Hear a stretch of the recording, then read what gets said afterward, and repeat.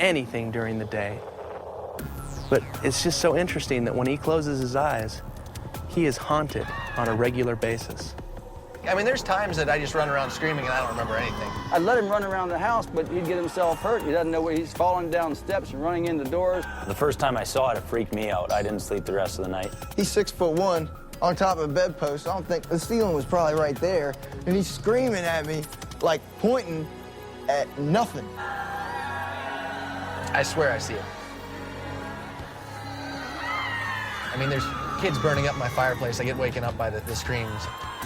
I mean, weird stuff. And believe it or not, he's not awake.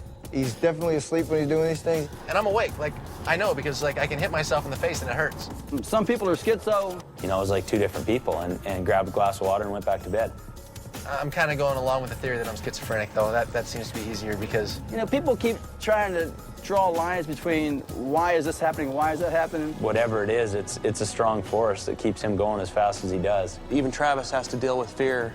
It's just your turn. Suck it up. Maybe it's just nightmares of Robert yelling at him all the time. I don't know. There's definitely something heavy going on there psychologically.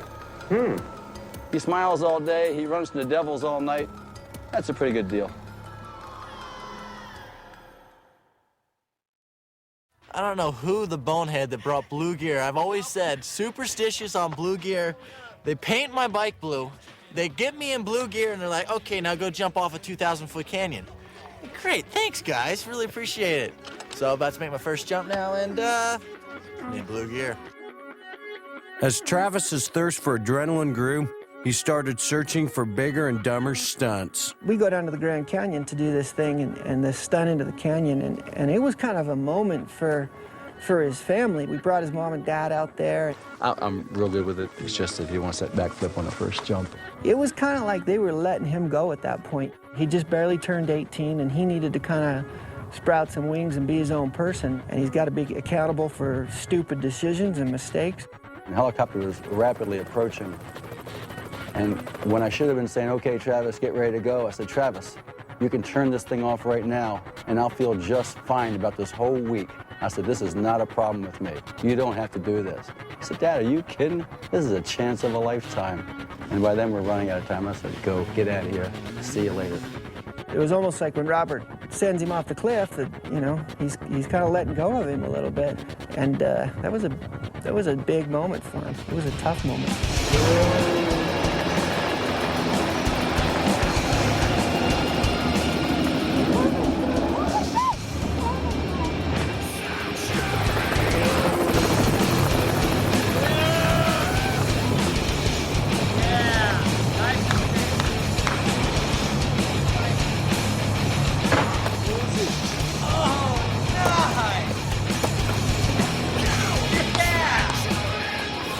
Travis's first jump was far from even close to good. He was plummeting backwards to the bottom of the canyon. Holy, that is the scariest thing I've ever done in my life. Never taken off a ramp, and all you see is 2,000 feet of vertical drop. The backflip, nobody had done the backflip back then, and he wanted to do the backflip on the first jump.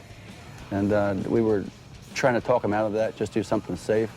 And I felt so bad because he tried something safe, and he almost lost it on the safe jump. And I was thinking, hey, he should have tried to backflip the first time.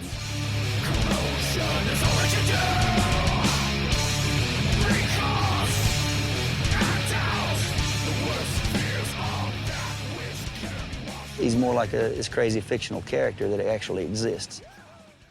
As much as he was hurting himself a lot of the times at freestyle, the training schedule wasn't nearly as much. So he could go hit the foam pit all day long, you know, for 2 weeks prior to X Games and still go out and compete and not have any injuries from trying all his new tricks. Whereas with racing, in order to be in the shape he needed to be in to compete, he'd have to spend, you know, the whole season prior to the race season training every single day on a track. And if he messed up once or got hurt, that was, you know, 2 weeks to a month of training down the tube, and he'd have to start all over again. He is focused, but he just tries to do too much. He's focused on his training. He works hard. He rides hard. Again, it comes back to him. What is his priority? It's having fun. You can get your tickets and come see the show. And he does fulfill his requirements and working hard, but he ties in all that other stuff. He's not lazy. He's definitely not lazy. You know, and I was always tired and always hurt.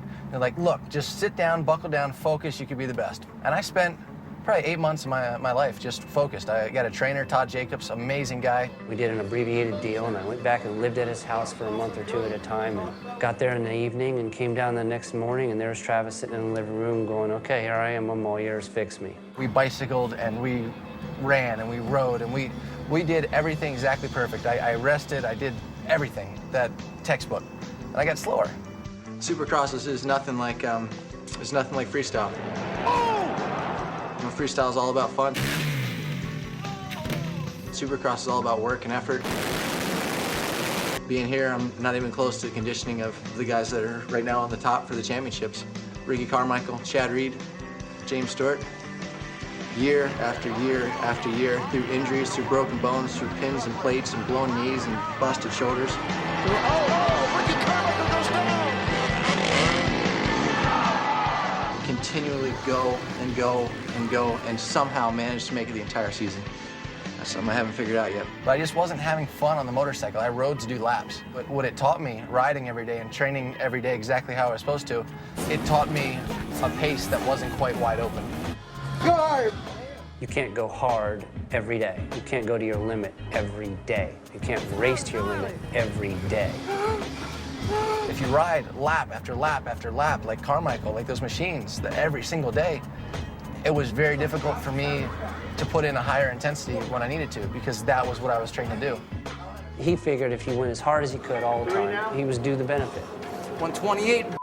You can have the mindset that you can make it, and you have the will to just not mind if you're hurt all the time, or not, mind pushing yourself, and not mind, working so hard that you pass out, and then think it's funny as hell when you wake up in the middle of the woods by yourself and you realize that you've actually pushed so hard with no cameras and no people and no finish line and nothing, that you were passed out on the side of a mountain trail with only cows around you.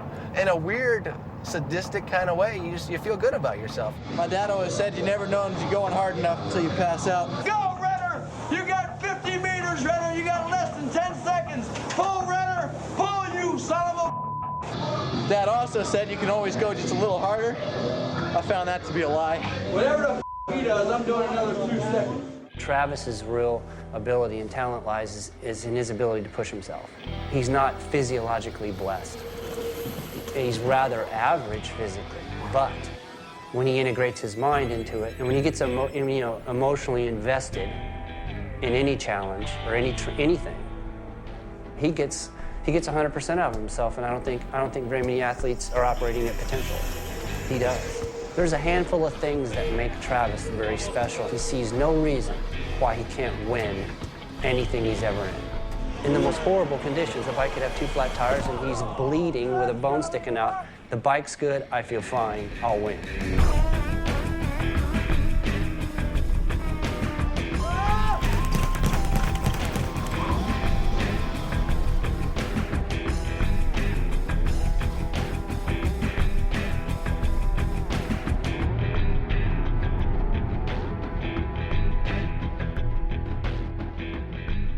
He was probably, and he would agree, was in the best shape of his life at that moment, probably the healthiest he ever been as a pro.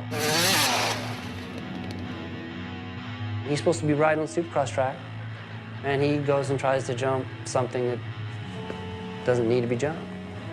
And even if he did jump it, so what? Anaheim was 6 days later. Biggest race of his life coming up, and Travis and Gary Bailey, in their infinite wisdom, had built the jump that was about maybe 7 feet high, and the projection was supposed to be about 200 feet over top of barbed wire fence up to the top of some cliff. Freaking quit whipping out and hit it! And I said, Travis, do not do that. You can do that whenever you want when the season's over. I said, right now, you belong to Suzuki. Do not do that jump. And every day, for 5 days, I was working with Travis. No, do not do that jump. But when you hit the ramp, it's pretty mellow. And one day I left him, I went around back, and Godfrey showed up that day, so I went around back, and they're doing their thing, and they're supposed to be behaving, and Godfrey pretty much knew that that was a hands-off jump, and Travis knew everything about that jump. I'm just worried about handlebar. And I went back and I ran the loader to build some alternate jump they could do. And some little kid on the 50 pulled up and says, Mr. Pastrana, he says, Travis is hurt. So he did the big jump, didn't he?